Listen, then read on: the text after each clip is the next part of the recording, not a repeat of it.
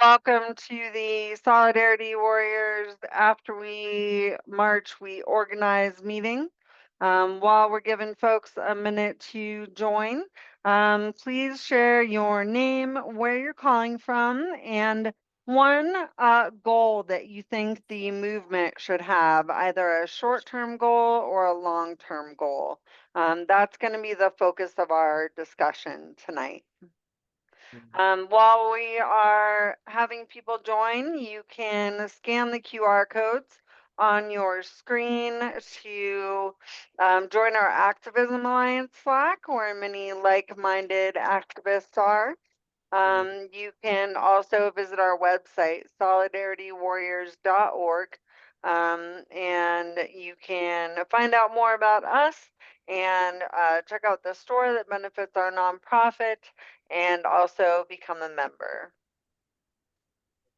So I want to welcome everyone to the Solidarity Warriors Indivisible After We March, We Organize meeting.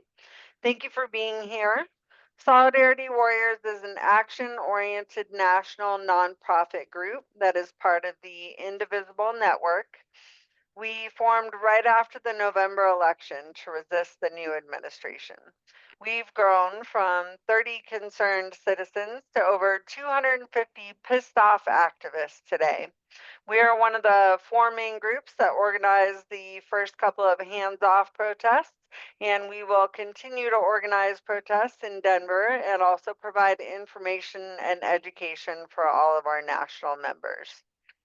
Solidarity Warriors' current short-term goals are to defend free and fair elections, push Republicans in Congress to stand up to Trump, and to remove Trump from office.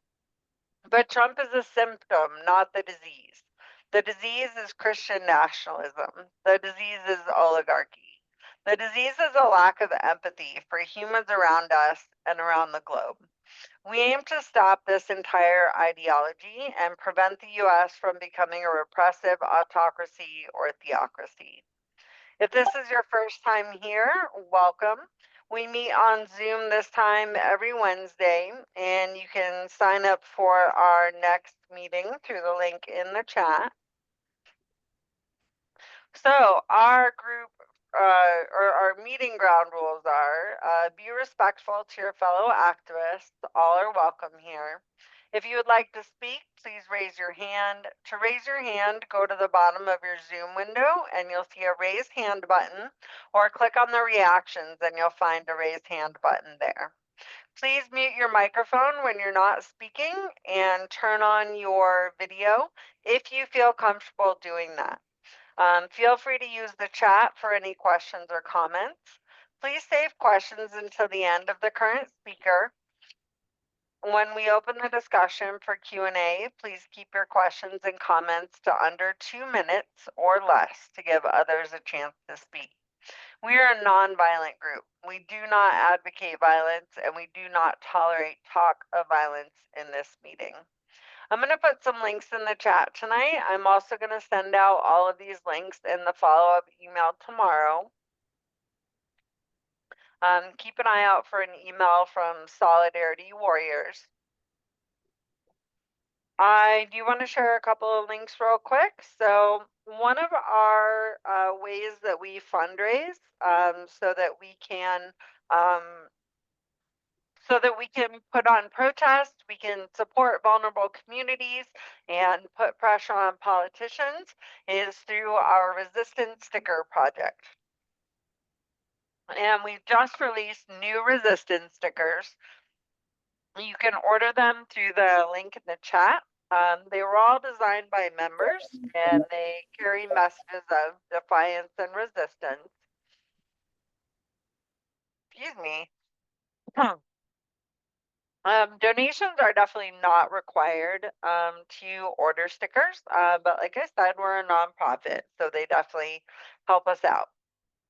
We have started posting our meetings on YouTube because it's a free way to make sure the meetings are available to people who aren't able to attend. And YouTube has also started feeding our content to people who are looking at similar videos. We want to reach as many people as possible with the messages that you all find so valuable to keep coming back for. So please feel free to turn your camera off and change your name if you want to. You can change your name by clicking on the three dots in the top right corner of the box that shows your camera or your name and going to rename.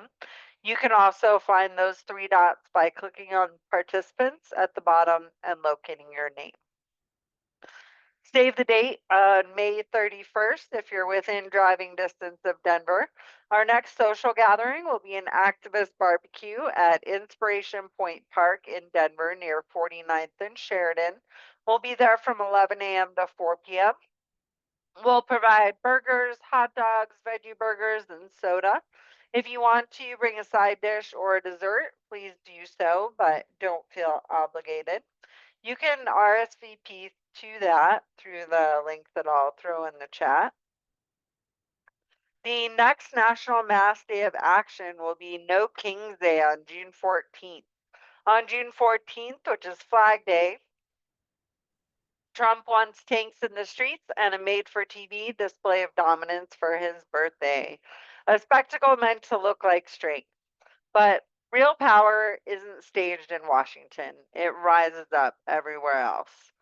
We'll be organizing a protest with Colorado 5051 in Lincoln Memorial Park. We are still solidifying the details, but rest assured you will have them as soon as we can release them. You can sign up for an event near you or organize your own by going to nokings.org. And I'll also drop the link to sign up for the Denver protest meeting. Oh, sorry, one second. I lost my place. Tonight Morgan's going to talk about general strikes, what they are and how they differ from other strikes. We'll hear from a guest speaker from the General Strike US, and this will be followed by Q&A as well as a discussion about what you think the short-term and long-term goals of the movement should be and what role you would like to see Solidarity Warriors play. We'll also have a survey that we'll send out to everybody tomorrow. Morgan, please go ahead.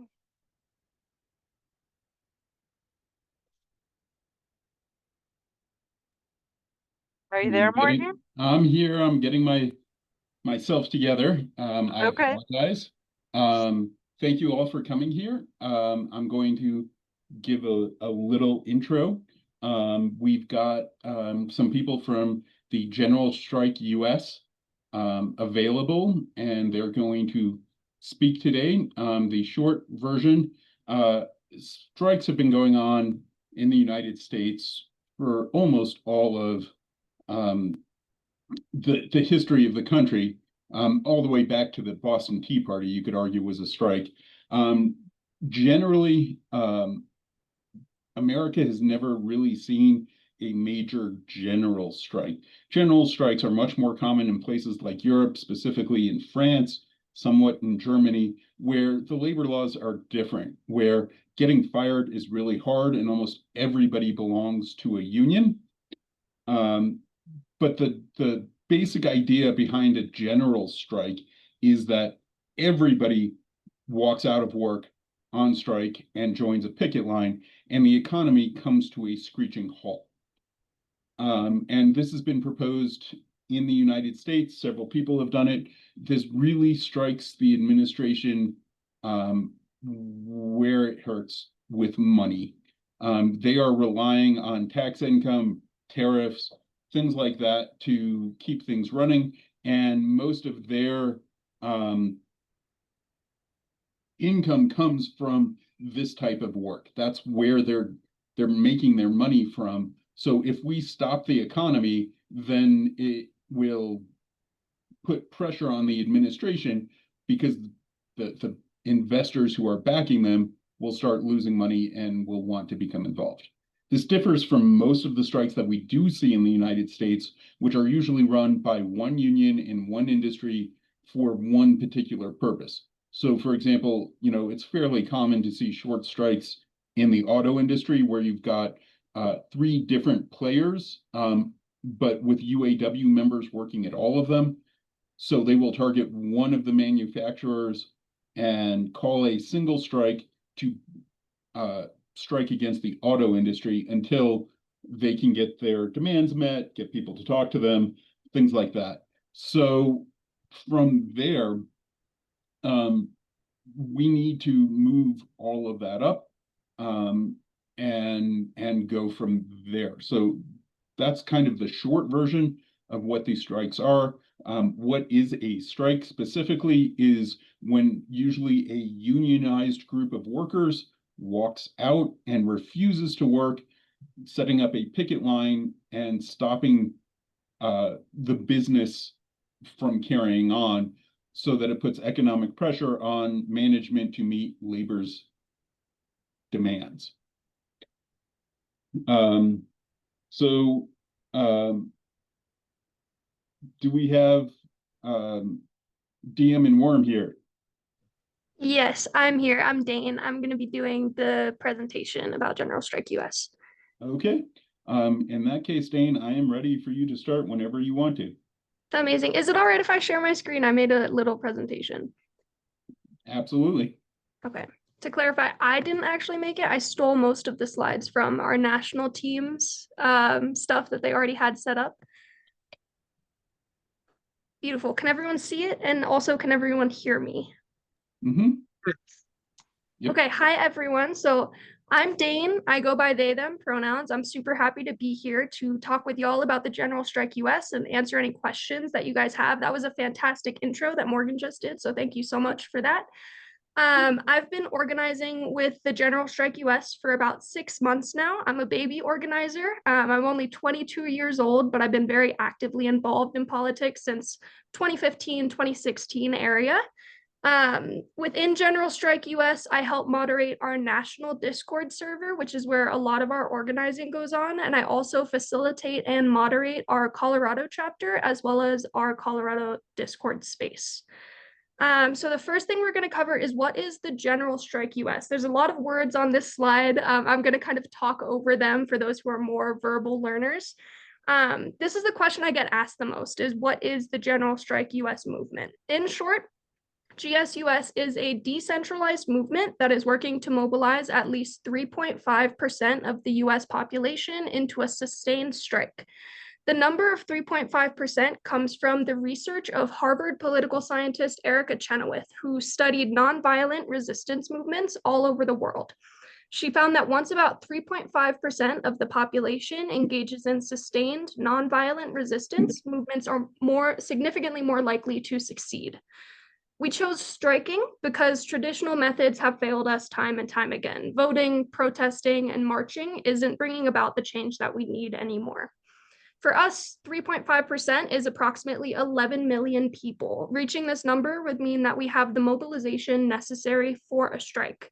But General Strike US isn't just aiming for a single day of protest or one-off action. We're organizing for a long-term strike, withdrawing our labor, halting our consumer spending, and in many cases, maybe even refusing to pay rent.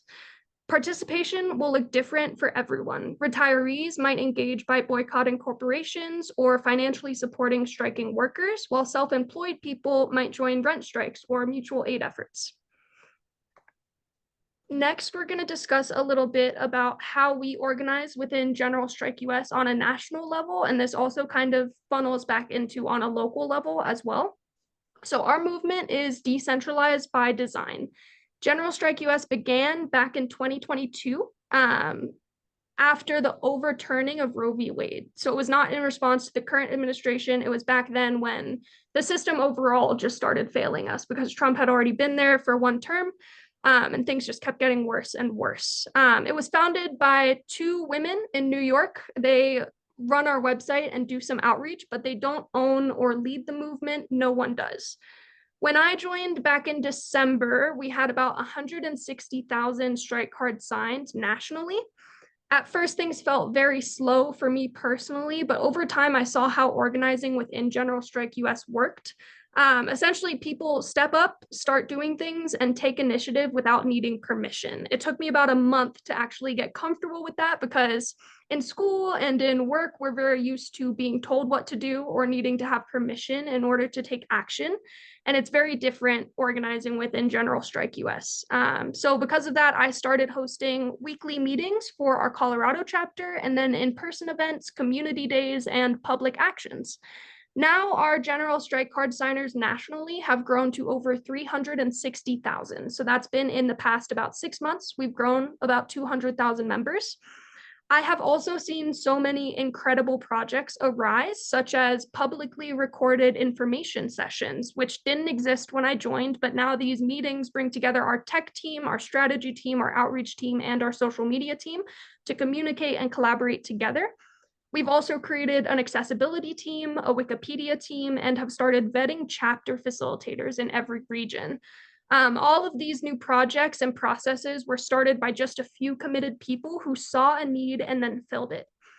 There are still many issues and questions that we haven't answered yet. We don't know the best way to do things once we start striking. However, on this slide, you can see some options, for example, in our economic solutions, like time banking, community reliance, and mutual aid. Our three core values are also listed here on the right side. They are decentralization, dissent, and diversity. Those are the three core values of our movement of General Strike US. Discord is, as of now, our major organizational hub, at least in terms of online communities. However, our Discord is only actually a small fraction of the number of strike card signees that we have. We only have about 20,000 people on our national Discord, but overall, we have over 360,000 strike card signers. And for example, one of our founders, the lady who created our website, she's not on Discord very often. She mostly does email outreach or other platforms. So there is organization happening on all kinds of platforms like Signal or email or in person. The General Strike US is meant to be more of a coalition than its own movement. It's not a silo. We encourage like-minded groups like Solidarity Warriors to work together towards shared strike goals wherever and however they organize. The next slide is just going to be a list of our partnered organizations. It's not super up to date, but you can see kind of some of the organizations who have partnered with us on either a state or a national level. Partnership does mean different things to different organizations. So it can mean general support, collaboration in projects or efforts, or just promoting our strike card on their website. Our strike card is super easily transferable. I don't know the tech details of it, so forgive me for that, but it is possible to basically just copy it over and put it on your own website, which I do know a couple of organizations have done. I believe that's it. You can see like the Black Panther Party on here, Moneyless Society, Democracy Unlimited, etc. So the next common question is, how are we actually going to survive this strike? How are we supposed to not work and not buy from corporations and live, you know? This is why coalitions and partnerships are so important, because our survival during the strike will depend on building and connecting our own alternative system. We won't be able to rely on a check from work or buying from a convenient corporation. While having land for this would be helpful, it's not essential at all. Through our own research that we did within Colorado General Strike US members, the most needed mutual aid during the strike would be food, healthcare, and housing, which makes perfect sense because our healthcare is usually right through our job, and food is not easy to access without going to stores. So what we're doing to solve this issue is we're actively seeking partnerships with farmers, food drives, and mutual aid networks in order to trade and share resources. We're also reaching out to national housing cooperatives as well as tenant unions to learn from their models and build support with those groups. Some of the other biggest challenges we face that we don't have a perfect answer for yet include access to medical care, rent, and water. Those are three really tough things that are difficult, especially water. Without having land, it's just very tough to be self-reliant on. Ideally, with medical care, for example, healthcare workers probably aren't going to be able to strike, but what they can do is support us by offering resources or medical advice, even if they're not striking themselves. We'll also likely need strike funds, which is something that we're already working on. You can see kind of an example of that on this slide here. These are screenshots from our website of just kind of an example of what that might look like. Strike funds are important in case people need assistance with rent, medical needs, or even bail funds, as we've seen funds be used historically for in revolutionary movements in the past. These are kind of some examples of what it looks like now with that strike fund on the website, kind of for each person or for each group. But I know our tech team is trying to work on figuring out better ways to do that so that it's more decentralized and also more secure. The next thing we're going to cover is what our demands look like right now. So it's very long and bear with me because I am going to read a few of them out. For me personally, seeing this list of demands is what drew me into General Strike US. I'd been searching for somewhere that I could be active and have the movement's values align with my own, and General Strike US really had everything that I was looking for. As you can see, our demands are intersectional and they are also evolving. They're not finalized yet, but they won't shrink over time. They will only expand and become more detailed.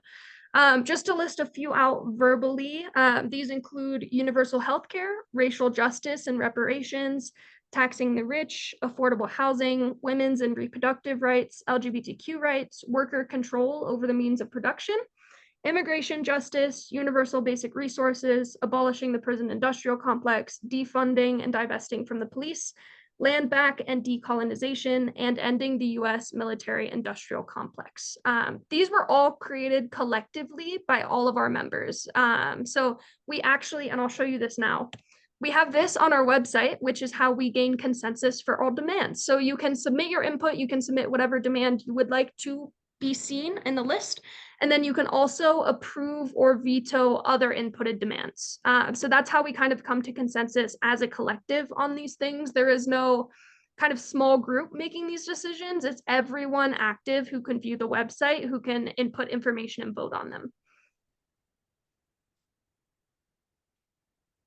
Okay, so this is kind of our phases of where we're at now and the road that we have ahead. We're still in phase 1 of our organizing, and these phases are based off our numbers. So phase 1 is from 0 to 6 million people. Phase 2 is from 6 to 8 million people. And phase 3 is once we hit 11 million people, which is that 3.5% we're going for.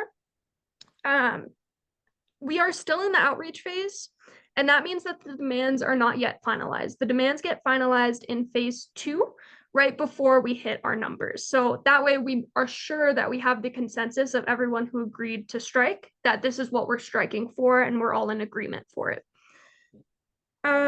Phase 2, we also lock in on our strategy and the infrastructure for the strike itself. As far as this plan, in Colorado, we've shifted from focusing on outreach at protests to starting to look at mutual aid resources. It's been a big shift from us. One of our members has really been leading the charge on that. He created a list and pulled together organizations from across the state. So these are food drives, housing cooperatives, any mutual aid orgs, even like health mutual aid organizations or public safety ones. We have finally started to utilize this list of mutual aid resources. We are planning a mutual aid kind of community care event on the 24th at the Denver Capitol. And then as far as if you're curious kind of where we're at in Colorado, as far as our numbers, in the state, we have 10,000 strike card signers. 3.5% for the state would mean that we would need about 210,000 total. So we need about 200,000 more. And our state Discord has around 800 members, and our numbers are growing every day. And the work that we're doing is also growing every single day with new projects, new events going on, everything. Awesome. Okay, this is my final slide. It links to our Discord and our website. If anyone wants me to go through the website while I'm on here, I'd be more than happy to. But that's kind of all I had for covering General Strike US, and I'm happy to answer any questions that anyone has. Okay, we've had a couple of questions in the chat already. The first one would be based on what you put up earlier. It looks more like a list of policy preferences than demands. At what point would those demands be met that you would be able to end a general strike? Yeah. So this is something that we're still working through, right? So it's not formalized at all, and they're not detailed at all either. When it comes time to actually kind of finalizing these, they will need to be 100% more detailed. And we have people on our strategy team who are kind of working on that. And one of our members in Colorado is working on something he calls the new social contract, which is intended to kind of help us finalize these demands. Um, it will be more detailed. So, for example, instead of just saying climate action, it'll be more detailed notes on specifically we need to stop giving tax cuts or land to the oil and gas companies, for example, more detailed than even that. But um, essentially, they're not done yet, is kind of my answer to that. And that's why we need so many people's input on it and working through it with us. Okay, the next question that I have is for a general strike to be successful, you need the largest number of people possible, especially if you're looking to get to 11 or 12 million people. To do that is going to require a large coalition, but it seems like some of these demands might be putting off less, let's say, progressive people. Wait, can you say that last part again? Sorry. I mean, the short version is your demands are very left-leaning and progressive in many ways. To get a coalition large enough that you're talking about, some of these things may turn some of the people who are more moderate, or, we talk a lot about right-leaning people who become disaffected with the administration joining our movement. How would you go about bringing those people in if these are your demands? Yeah, I think for me personally at least, and we are decentralized. So every single person in the group has a different opinion than me. And this is just basically going to be my opinion on it. My take on it, and from what I've seen from recruiting people, is that one person having rights shouldn't take away your rights that you have. So, like, for example, if someone is against immigration rights for whatever reason, say they're more right wing and they don't really support immigrants coming to our country, that would be a conversation of, okay, but you do want better workers' rights and you do want climate action. So why can't we work together on those things and also make it better for everyone else, all of our other fellow workers in America, etc. I do see our demands are very kind of intersectional and they cover a lot of stuff. But I haven't seen that much turn away from it. And we have been kind of educating, like having these conversations within our organizational spaces as well about how to best approach that. Because it's not an easy answer, you're right. I do also want to point out that you have said that this is a work in progress. These are not what you're going to be taking to a general strike. You're doing something similar to what we're doing and movement building till you get to a critical mass. So just that people know this is not set in stone for general strike. This is more the feedback that they're taking from people as things that they want, correct? Yes, exactly. All of these came from that resource, this one, where all of our members and also other people who aren't even members, because it's just kind of open on our website, can submit what their suggestions would be for demands for the strike. And then they get voted on, and the top ones are placed on the list. So it's basically a collective consensus that 300 or 400,000 people have come to. I will also point out the fact that you are coming with a list of demands is ahead of a lot of other places in this movement. This is something that we've talked about and we've been trying to nail down from people for some time. So the fact that you're this far along, I do want to give you some credit for. So it looks like we have a couple of more questions. Jay, go ahead. You've been waiting patiently. Thank you. Yeah, thank you for your overview. This is all very cool and very well put together. Morgan had first called out my comment about it seems like a policy list.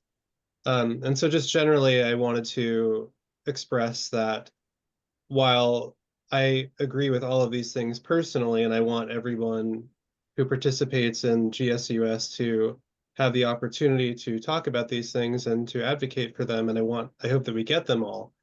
Like, realistically, a strike, as other people have said, is supposed to be a thing that you are like putting an absolute shutdown. It's like the biggest weapon that we have as people who participate in society and the economy.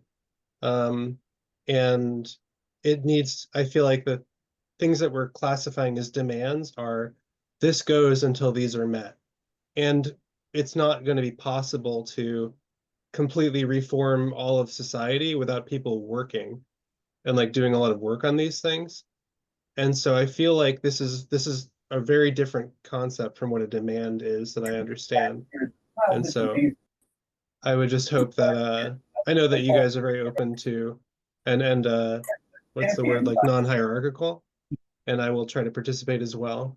But I just really want to make sure that we have that discussion about what a demand is versus a policy of what we should be working on in the long term. And the number one demand, for example, might be impeaching Trump. Like that's that's an acute thing that we can measure whether it happens or not, which is Yeah. versus all these things like a lot of people would disagree about whether we've achieved racial justice, for example. It's like virtually impossible. So that's all. Thank you. I Yeah. go No, ahead, go ahead. Dave. Yeah, they're very vague right now, and I agree that I wouldn't necessarily call them demands rather than kind of an outline of what we hope to achieve. And we're only at, I think, like 3 or 1 or 2% of our final goal of our numbers. So we're very much still working through them and trying to make them something that are more actionable than they currently are. Because I agree, looking at them, it's hard to tell kind of an end. When have we achieved racial justice? You know what I mean? So it does need to be more specific than that. I agree. And we Yeah, do have people who are working to make that happen. And great. also, But just want to add on, getting rid of Trump is absolutely a necessary step. It's a necessary step to bring back accountability and a non-corrupt government. And I assume it would be the first thing that were to happen if we were to strike. Um, So yeah, specific, I I just mean achievability, not just detail. Because if we add more yes. detail, then it's going to take, I I yeah. think that's really good feedback, Jay, and I think Dane Thanks. hears that. We've talked a lot about goals and demands in this group in particular, and trying to get the movement to at least nail some of those things down for it. And I think separating goals and demands is important because, people ask, what are the protests going to do? Well, at the end of the protests, there will be demands that, will be things like impeach Trump, bring, traitors to justice, things like that once we get to that point. But our movement doesn't have either goals or demands fleshed out yet, and that may be something that the general strike can do as they move into a larger movement. So we can go from there. But I think that separation is important because I think it connects with the protesting that we're doing as well as the general strike to, yeah, you do this and then uh, we go back to work along with some of these goals that can be intersectional with all of the things that we're looking for. Okay, questions are lining up, so go ahead, CKG.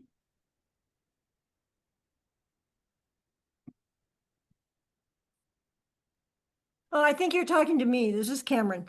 Yeah, Okay, right. Okay. So, on that list of demands, yes, I'm quite confused about it.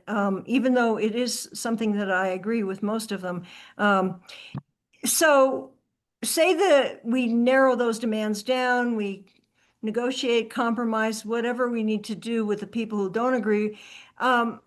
how do we know when those demands are met? I understand it has to be a demand that's measurable so we can see if we've reached halfway to our goal or we've reached the whole goal or whatever. But the other thing that I think I understand, and I'm trying to get my question out here, it sounds to me like the organization is a pure democracy where everyone speaks for themselves. And how do you get leadership out of that? That's my question.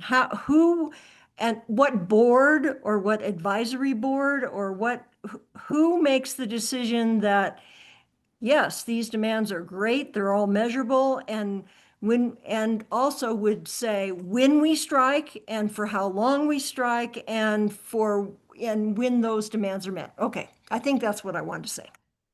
Yeah, I can answer that. So as of right now, what that looks like, and I can talk a little bit about what it might look like during the strike, because it will change once we start talking about finalizing these demands. Right now, what it looks like is there really is no leadership team. There are just different teams. So like we have on Discord, we have a moderation team, for example, and they actually, because I'm a moderator, we have power on the Discord server, and it has caused a few kind of scuffles of people being like, you guys are using your power unfairly, you guys are fascist, whatever. Of course, there's a lot of skepticism, which I understand. I've been there before. So it's just trying our best to be very open with each other, communicate with each other. When we started moving the national Discord into smaller state Discords, there was some drama about that because the plan came from outside organizers, from people who organize via our email marketing team. They wanted to send out state Discords in our email marketing team to new signers in each state, which is a great idea. We loved it. They brought it to the national moderators because we were the ones who could set up new Discord servers. None of us remembered to communicate this to anyone else. We didn't communicate it with our organizers for the state. We didn't communicate it with our strategy team or our outreach team, who both should have been communicated for this. We just forgot and it slipped our minds and we didn't think about it. And that was when some drama came up of people being like, you guys made this decision without us. It's not fair. We didn't get any input. And they were right. And we've learned from that. So now it's a lot of, we have different group chats for communication between teams. Specifically, when it comes to the demands, I'm not sure exactly how the algorithm works for that. But we do have people who kind of run that list and see which ones have the highest passing rates. And then they bring it to the Discord team and we discuss it and decide whether or not we should add it. When I say we, that means pretty much anyone on the Discord has an input to it. It goes into one of the public channels and everyone can react whether they agree or don't agree with it. So it is very much an open and direct democracy, and that's the goal of it. We don't want to have any kind of advisory board or people making decisions for us. It should be the collective who is making the decision. Once it comes to finalizing these demands, what I've heard about it is that we will have meeting or multiple meetings of a coalition of representatives. So these will be representatives from each state, representatives from each organization who is organizing with us, who get together for these meetings to discuss and finalize these demands. As of right now, who's working on them is mostly our strategy team. They go through them. They're still trying to work on making them more actionable because they're not. But that's it's a difficult task, and that's why we need time and patience to get it done. I do also want to point out this is a new group, and obviously people like Dain and other people like them are young and new to some of this. So there are going to be some growing pains, but they have managed to accomplish quite a lot in a short amount of time, which is why we thought they would be interested in being here and talking to our group. Go ahead, Pat.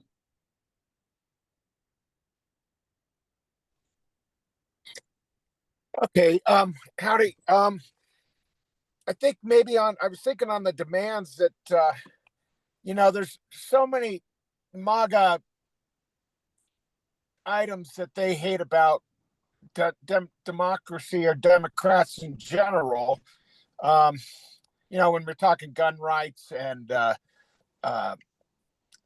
lot of the corporate rights, for example, opening up all this drilling that's going to be happening on national lands, and that they don't want laws over that. And so I think those hot items like gun control and how they're affecting the environment by more drilling and such, and more burning more gas and oil. We need to counteract those somehow also. So just something to think about. And I wasn't sure what Discord was. Is that a separate website? And that, and then I hope anxious to see everybody at the Inspiration Point on May 31st. I'll be bringing some history of the area with me, so because that's where I was born. So That's awesome. That's going to be fun. yeah. We'll talk about that later. Okay. I usually leave that to Tiffany.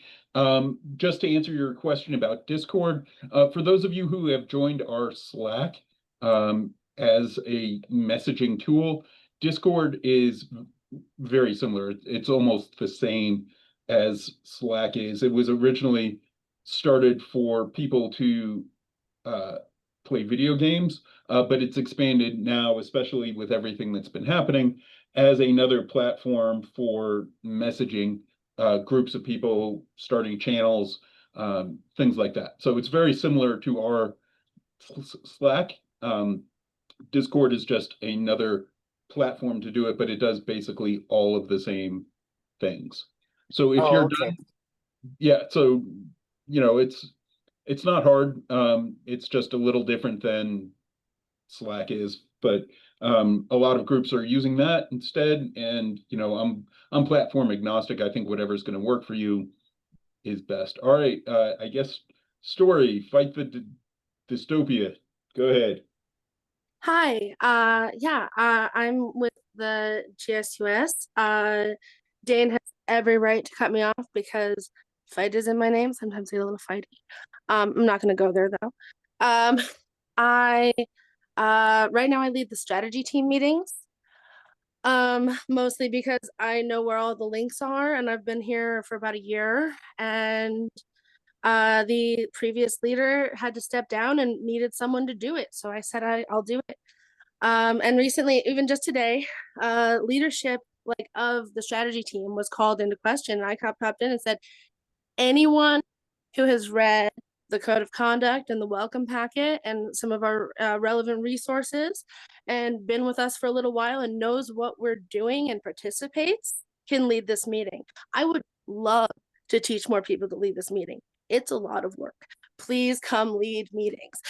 So when we talk about how do you get leadership, it's like the people that have the time, energy, and knowledge and perspective to take that leadership position, do so. Please do so. We need more leaders. We will teach you. It's very democratic. It's very conversational. If you have an opinion, we will get you into the team talking about the thing you want to talk about. You're passionate about plants. We got a garden program. You're passionate about education. We got an education team. You want to make memes. We got content creation for social media, baby. How do you get involved? We've got so many ways. And it was very chaotic because we had a big growth spurt, February to March. Where suddenly the number of new people, the ratio to knowledgeable educators and leaders was so outnumbered. And I think we're finally starting to get it back where we've taught enough people, we've vetted enough people, and we're really starting to see some cultivation of the seeds we planted in that February to March period. It's getting really exciting.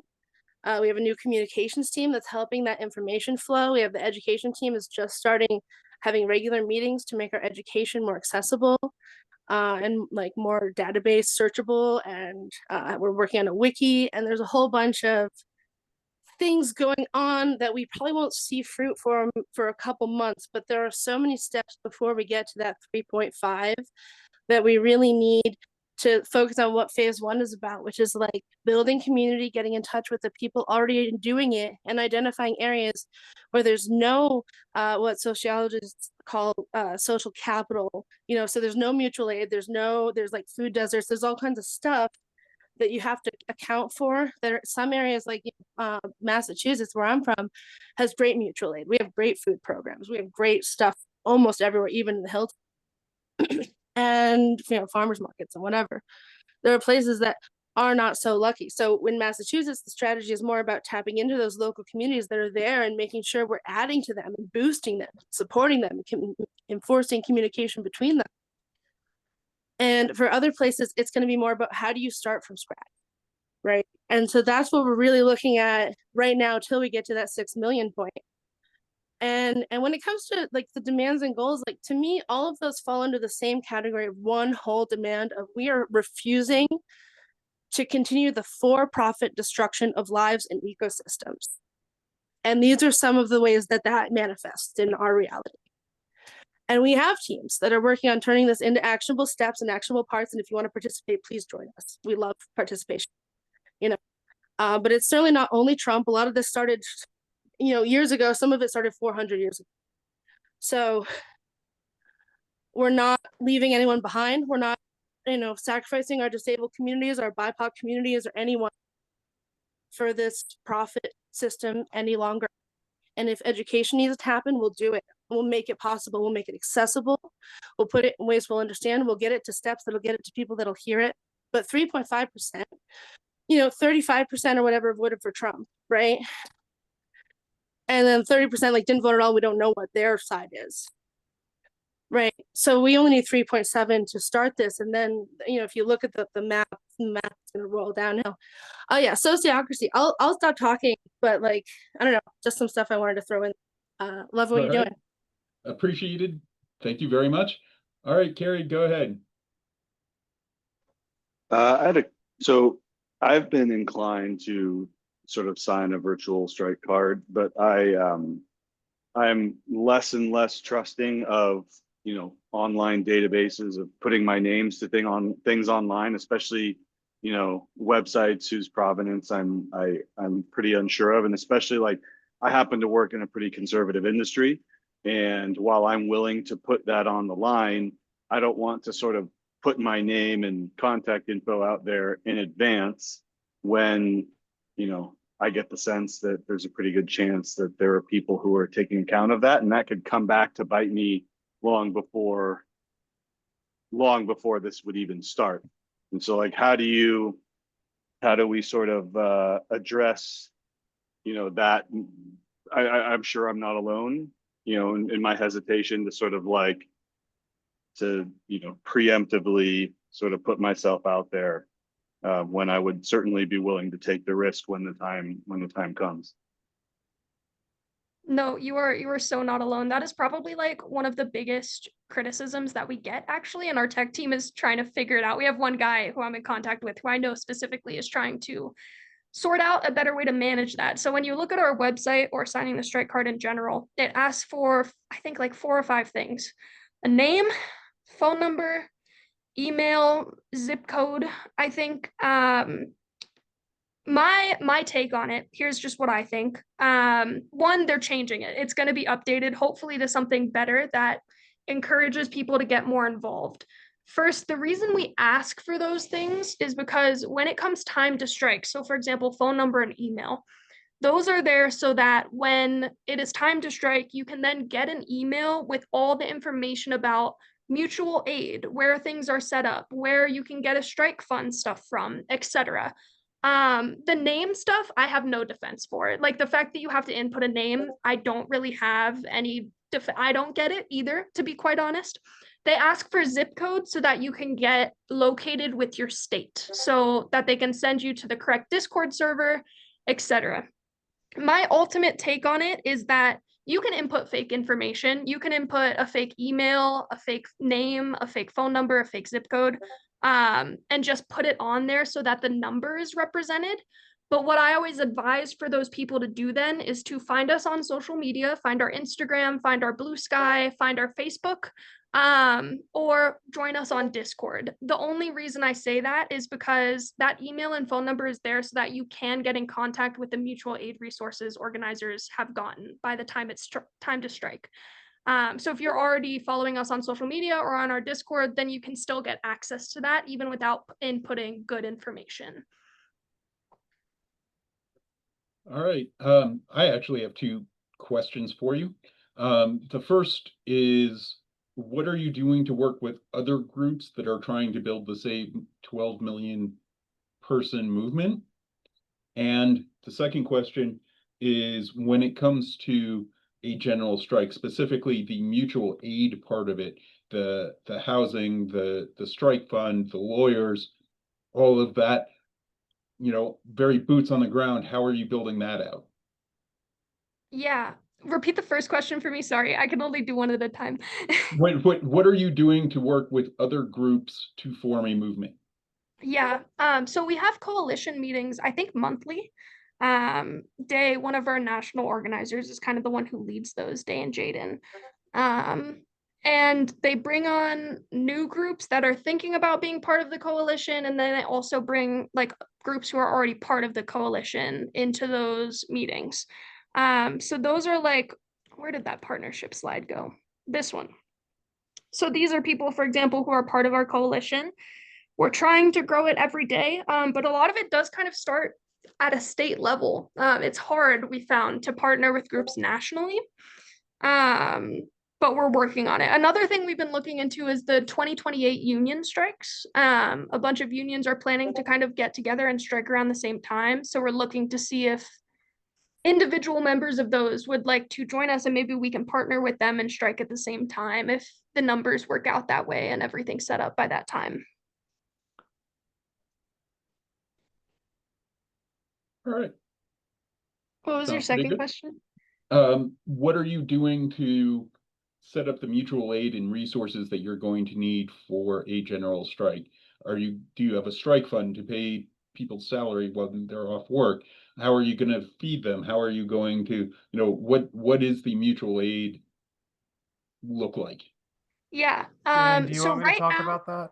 yeah, actually go ahead, Chumpy. Chumpy leads our mutual aid efforts in Colorado, so I will let him speak on that. Hello. Yeah, I'm Chumpy. I'm with Colorado GS US. So I'm doing a lot of the initial work for mutual aid. I'm trying to break it up into three major things. One, right now, the main thing we're doing is mutual aid discovery. So we're just trying to figure out what organizations already exist, who can we already work with. So organizations like Food Not Bombs, there's multiple groups of them across Colorado. So we're trying to map out and figure out how do we contact them, how do we start working with them. Also looking at things like community gardens, for example. I know, for example, Denver has the Denver Urban Gardens where essentially having people join and be able to participate and build skills by participating in mutual aid as well as do outreach and networking to connect to people. The second part of this is also something called mutual aid mapping. We are working with a couple other organizations to try to participate in essentially, if you've ever seen Mutual Aid Hub, essentially it was a mutual aid mapping program where people could submit their mutual aid organizations and where they're located so somebody could go and find where is mutual aid near me. We're currently working to try to figure out how to use a system like that with the discovery we're doing and essentially put that information in so that in addition to us, anyone can have the ability to find mutual aid. As far as longer term things like a strike fund, those are things we're still trying to navigate and figure out. There's a lot of different ways to do that, but I'm not knowledgeable enough yet to know how to navigate those in a way that I'm comfortable with. So there are still some open questions about mutual aid. I know Dain talked about the issue with water, which is one I think about a lot because water is life. So some of these are do it now. I think as we said, food is the biggest one. And so things like community gardens, food banks, mutual aid food organizations. We're also trying to organize some mutual aid events locally so that we can promote mutual aid orgs that are already existing, like the ones in Denver, like Mutual Aid Mondays or Denver Community Fridges, or like the same cafe that already engage in those kinds of models and help bring awareness to them. I don't know if that Okay, answers everything you had in mind. it's close enough. The other thing I do want to draw a connection to is there is a reason that these are the groups that Doge and this administration are cutting funding for. Don't think there isn't a connection, and they don't know that cutting food to the food banks is going to make it harder for a resistance. That is not lost. Go ahead, Jenna.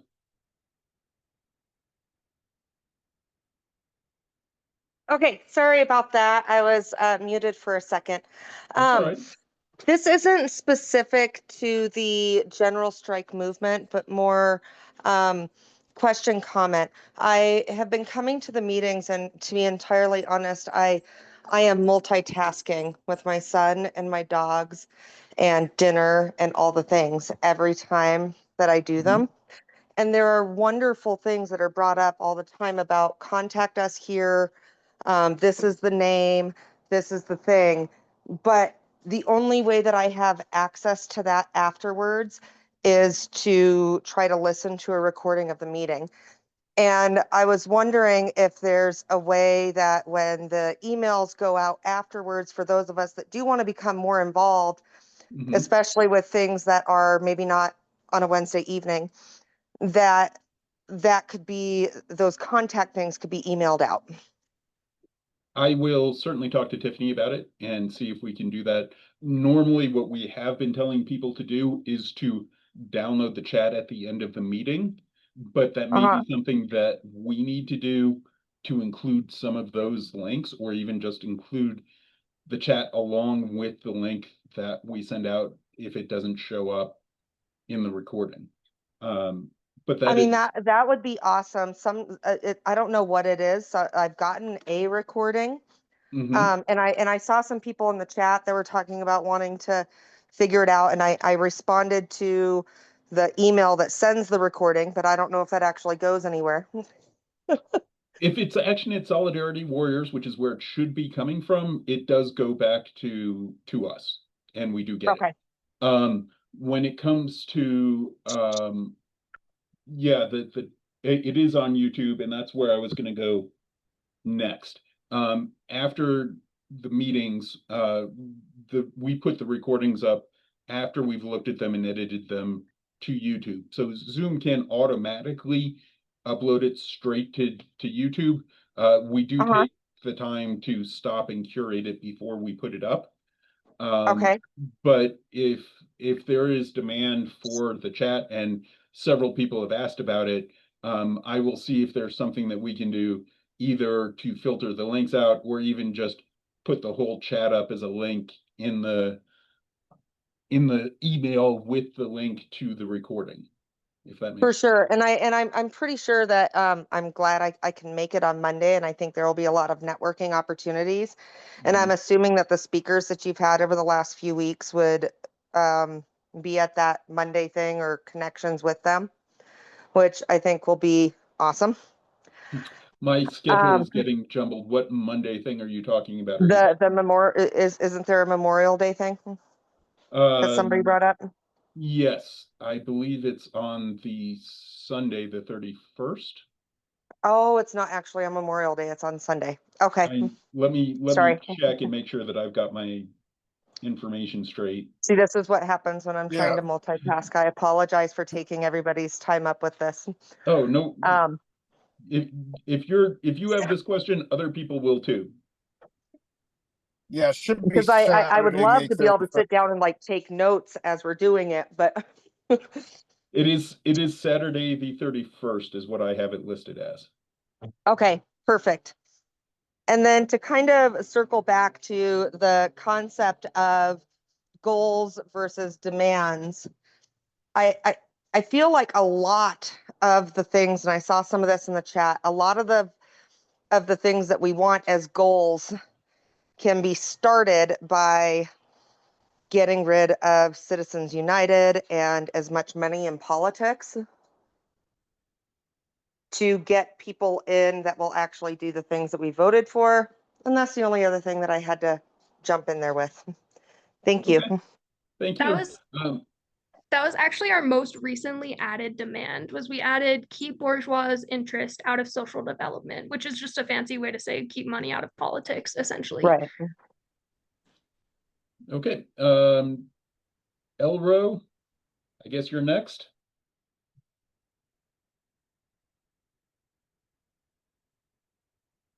I think it's Iro. Iro. It's actually Lonnie, but I Oh. just put it up that way. So thanks. fine. I'm gonna keep my cell phone on timer because as an activist of 60 years, I could talk for hours right now, but I'm not going to. I would just suggest the discussion here is very good. I would suggest that a tool which benefited us in the late 60s, early 70s was the women's movement development and promotion of the use of consciousness raising as a tool for organizing. My sense is that is needed here. There needs to be a period in which people can be in close communication with one another to dialogue with each other about the general concept of a general strike and the specifics of how it would impact people's lives and how far people are willing to go to actually make it happen. So that's about 1 minute. So my second minute, I would say part of that consciousness raising has to be an openness to look at this concept generationally. Because as a student activist in the 60s, it was easy for me to lead the takeover of our university's administration building. It was a rush. It was tremendously exciting. We had arranged it so that we were led into the building by the San Francisco Mime Troupe marching band. We stayed in the building for a week. But what happened practically is that as the days went by, support for the occupation dropped off. Well, why? Because people had jobs. They had to go earn some money to pay their rent.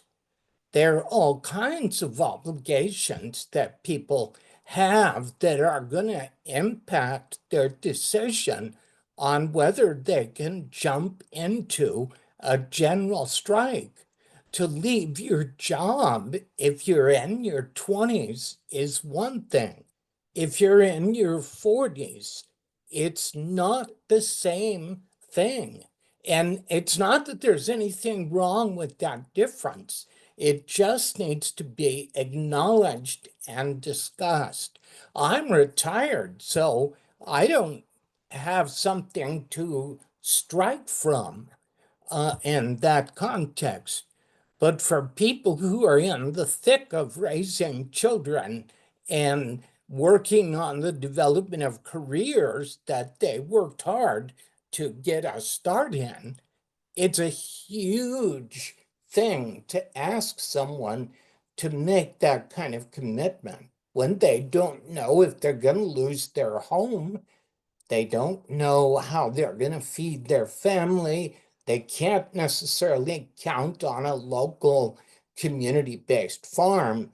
So to conclude, all I'm saying is there's a whole lot of consciousness raising that needs to be done about what's involved concretely in doing something like a general strike. And that consciousness raising should precede, in my respectful view, the actual planning for the strike.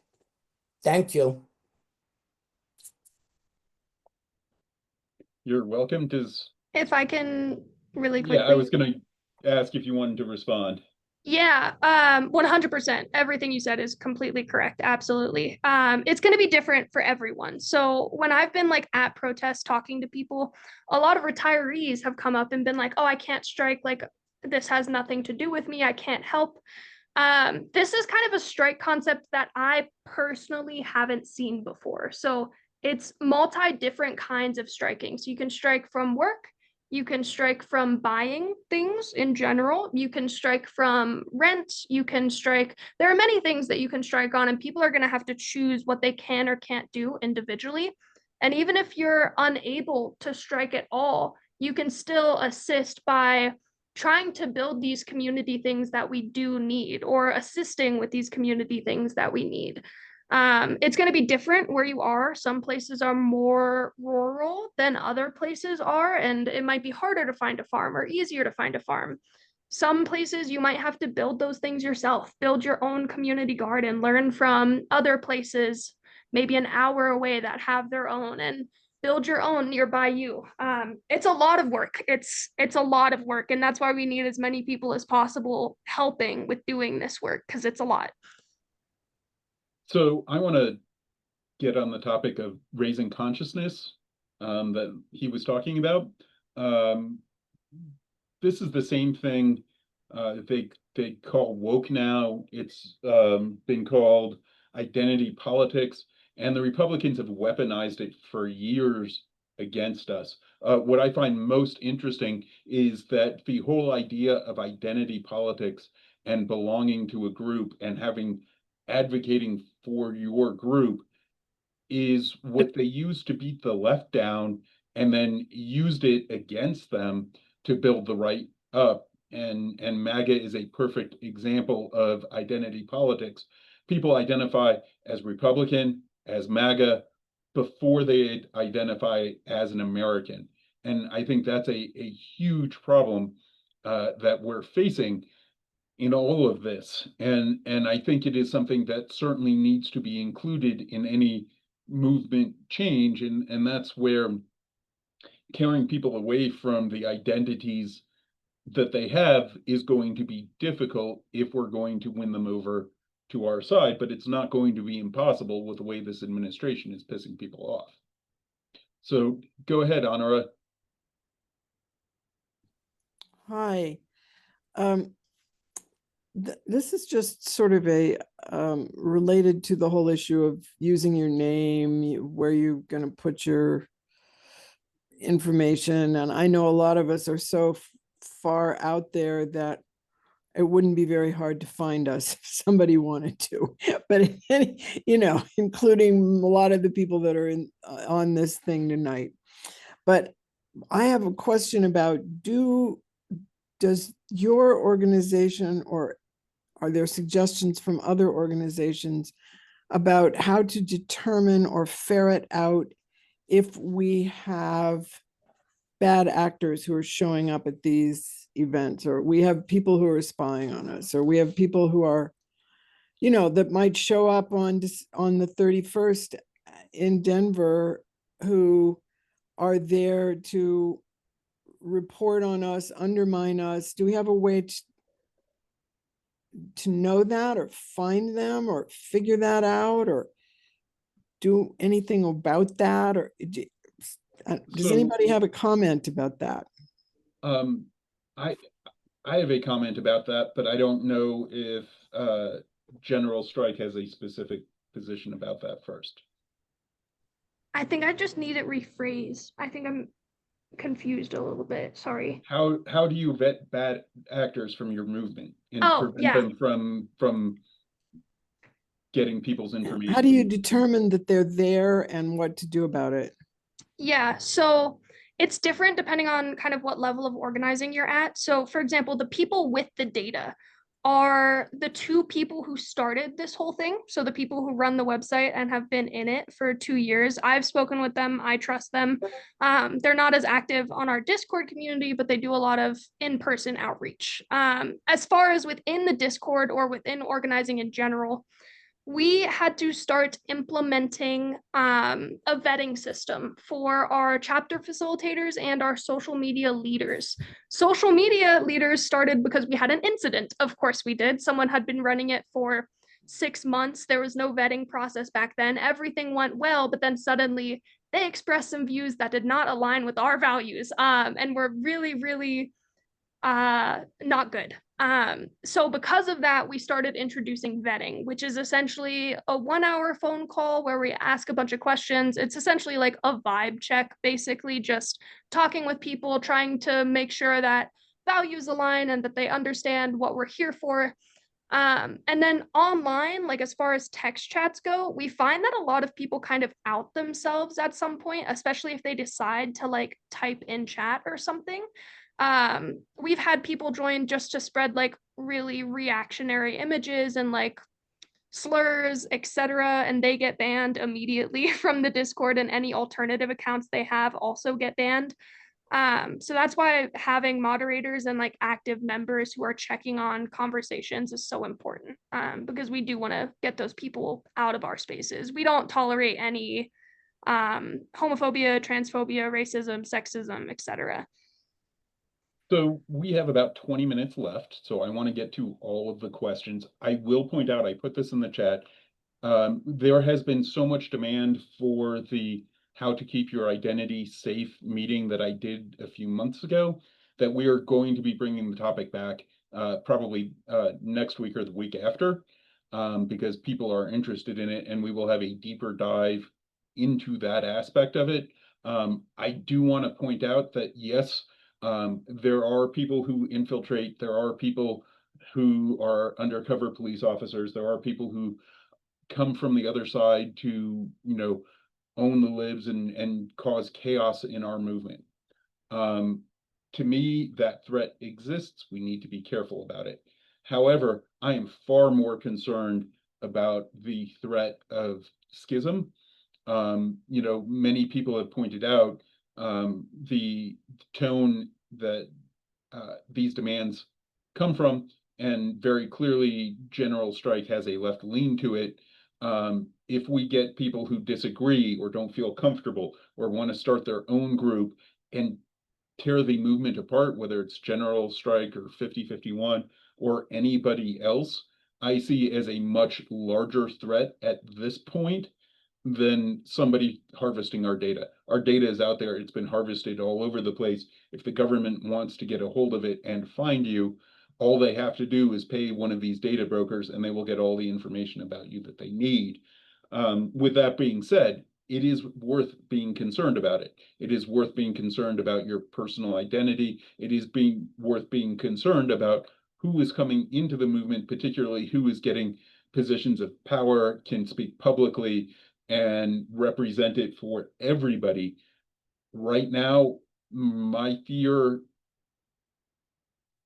of the government is much smaller than my fear for the government. So we haven't seen a whole lot of government going in and trying to track people, but I fully believe it's coming, which is why I think people need to be prepared with their identity. I hope that helps. All right, Demetrios, thank you for being patient. I have a question. Would it be helpful to have a phone bank for Solidarity Warriors? And we can talk about all these things and then we call people on a certain list of supporters and then they see what's important to them?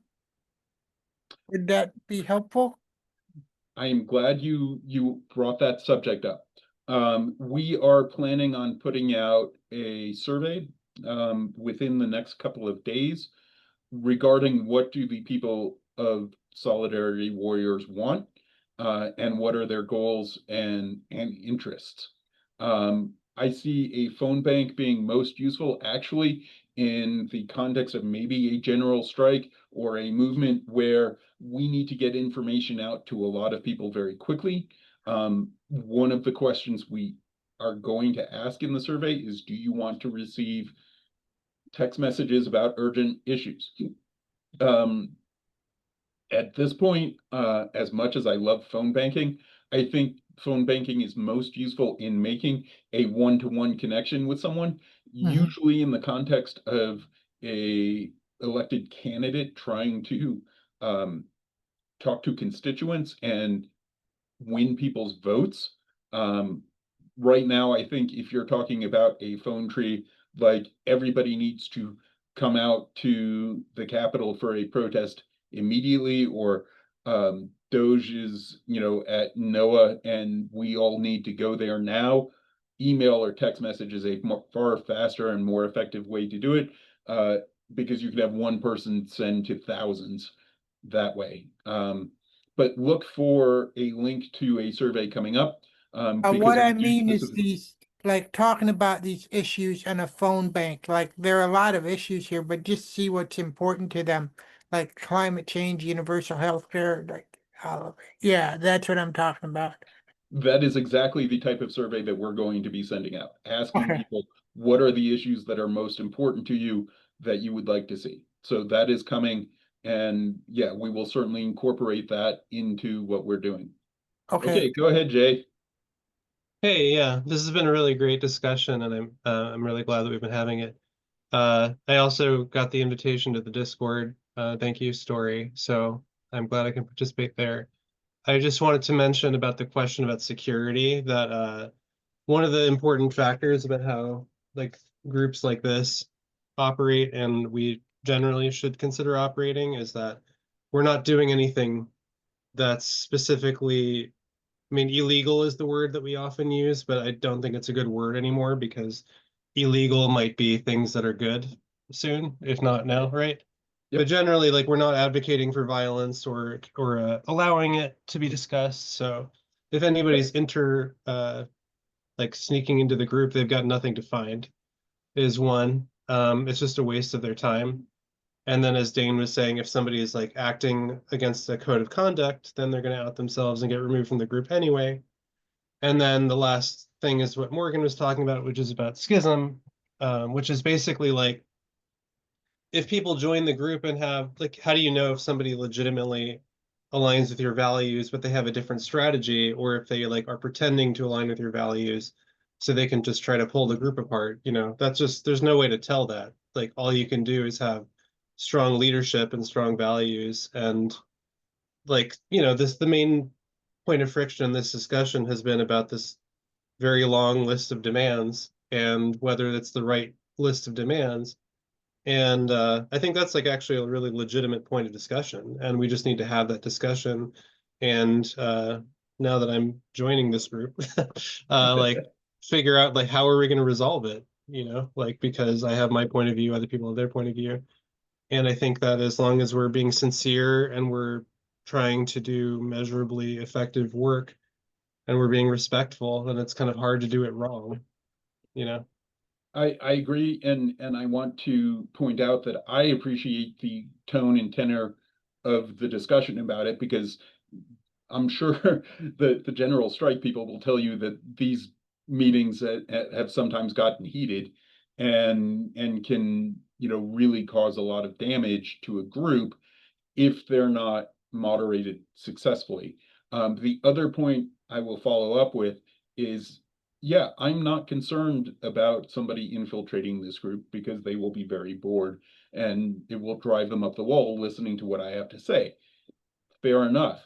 Um, and when we get to a place where we're saying things that may cross those boundaries, I'm going to be far more concerned about who's here, who's saying it, who's listening, and what they're doing. At the same time, at this time, the government isn't specifically coming out after activists having meetings like this. With all of that being said, it is important, no matter what group you're in, to assume there's a mole, that there's somebody listening that will be willing to give your information to the government if coerced correctly. So keep that in mind when you are putting any of these meetings together, that just assume somebody's watching. And that will, as long as you're doing nothing illegal and nothing that they would be concerned about, they will get bored and go away. But otherwise, assume they're there and act accordingly. All right, go ahead, Story.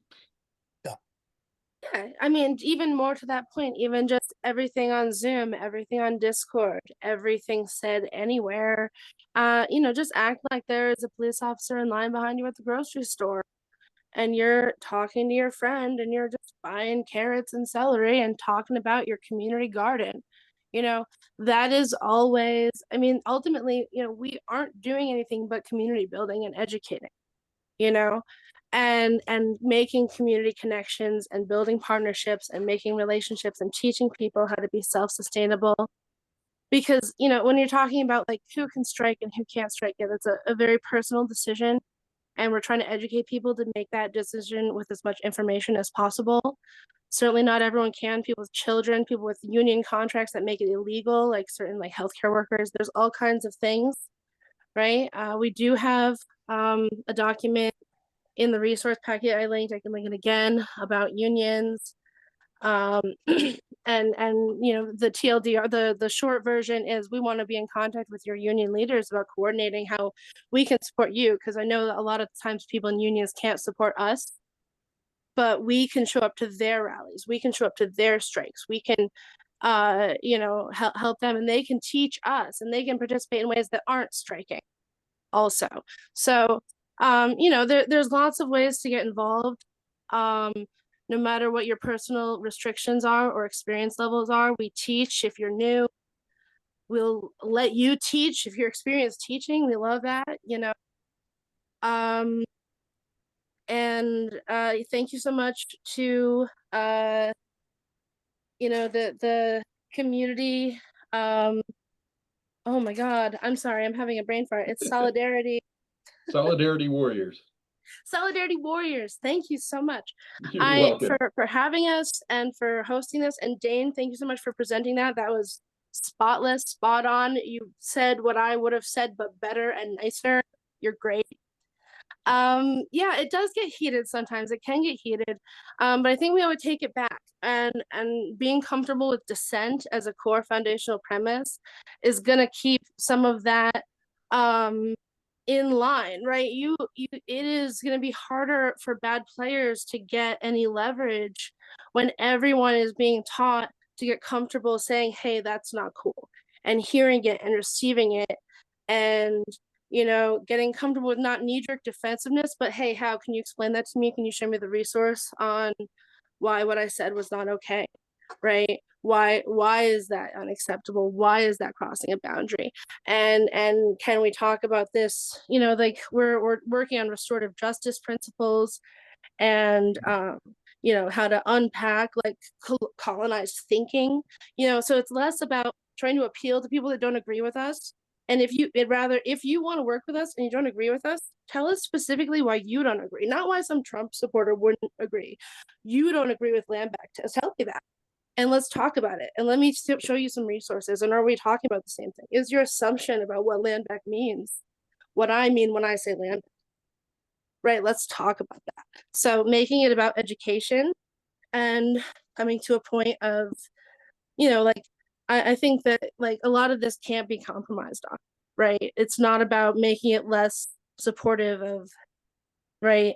Some of the demands that people have right said that people won't go for because it's like too extreme or radical is one of the comments, right? But like it, rather than trying to appeal to someone who doesn't want to come to us, right? If you want to come to us but have a couple problems with it, let's talk. Over. So I appreciate the discussion that we've had for this, and this was not at all what I expected to come out of this. I'm very glad that General Strike came and spoke with us. I think this is a good conversation that goes beyond just the general strike. With that being said, I think there is a conflict between taking a firm and specific stance and unity, solidarity, and growing the movement. Because the bigger your movement is, the harder it is to stick to one specific position on every subject. I mean, you talked about land rights and bringing those back.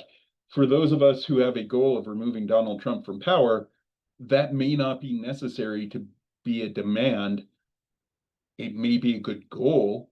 It may be part of the movement. It may be something that we want. But at the same time, it could also turn people off. I will come back to you. I saw Lane had his hand up and put it down. I want to make sure that he doesn't want to speak first, and then we'll let you respond.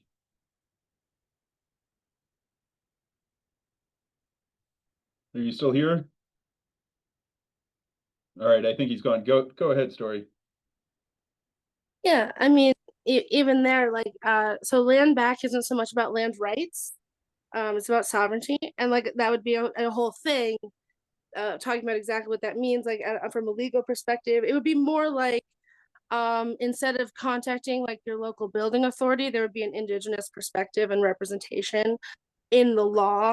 So it's not, and it depends, tribe to tribe and region to region. Like, I could go more into it, but I don't think that's what this is about.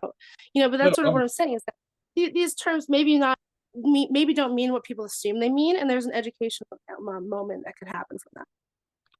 I'm not disagreeing with you. I'm not saying it's not important.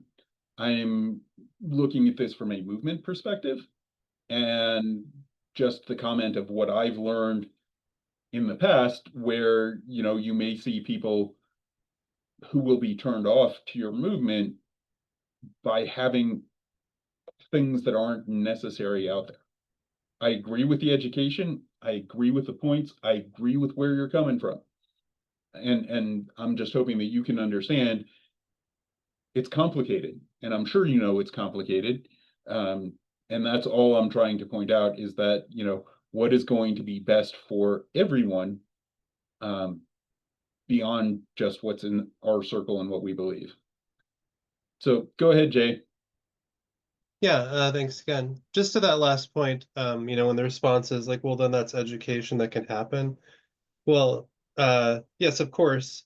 And also, we just have to think about like every single thing that we're adding as like a new thing that people have to be educated about is one more potential obstacle, for people to be on board or to understand. And so it's not about like our core values or the things we believe in as much as it is effectiveness and making sure that we're like paring down our message to like the sharpest thing we can. I hope. But we can talk more about it in the actual group. Right. And I will leave that.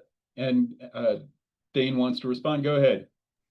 Sorry. No, I just want to say, like, these are conversations that are still very much happening every single day. Like on our Discord, via email with our coalition partners, the concept of how are we going to make these demands workable? And even the concept of how are we going to bring people in with such what some people might view as extreme demands.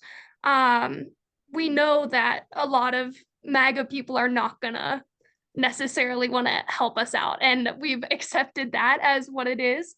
But there is a lot of discussion of, is this what's the best thing to do? Is it not? I think consensus on that time and time again has just been, if we're going to do this, we want to do it to invoke the most change that we can, for all of our members. And that's why the consensus has kind of always brought us back to that intersectional list of demands. But again, it's an ongoing discussion. We're only at 3% of our overall number goal. So it'll be something that might change in the future, might grow. We'll see how those discussions continue to go within the community. Okay. I guess the point I'm trying to make is there may be a connection between these demands and difficulty growing the group. And I'll leave it at that.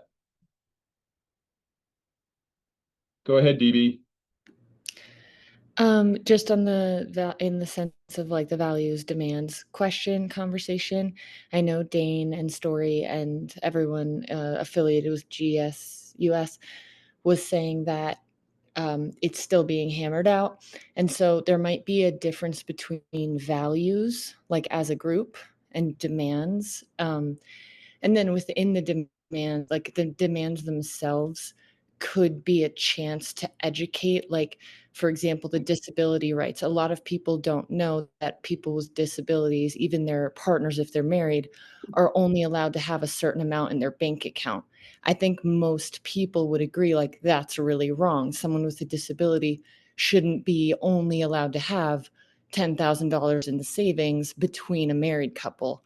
So some of the demands, even if it's disability rights, we can find an opportunity to educate even across a broad spectrum of people. And that could be one way to think about how we orient to the demand.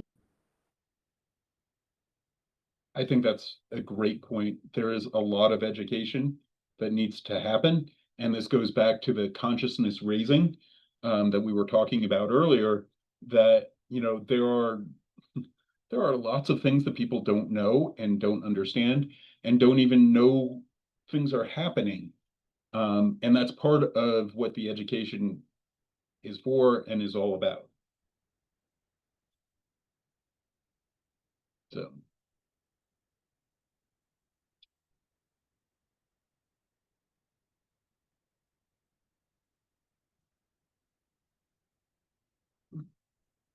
I'm interested in what you're doing, Susan. And maybe we will come back to that in a future meeting. But as of right now, are there any other questions? It is 7:31.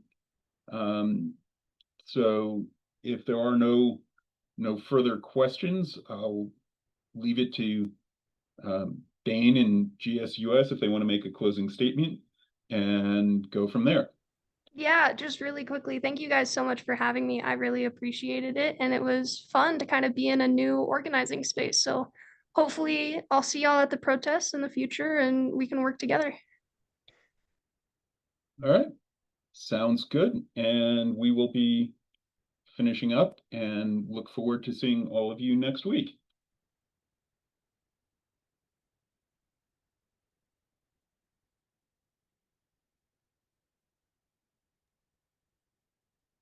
Thanks again. Have a good night. Thank you. You too. Bye, guys.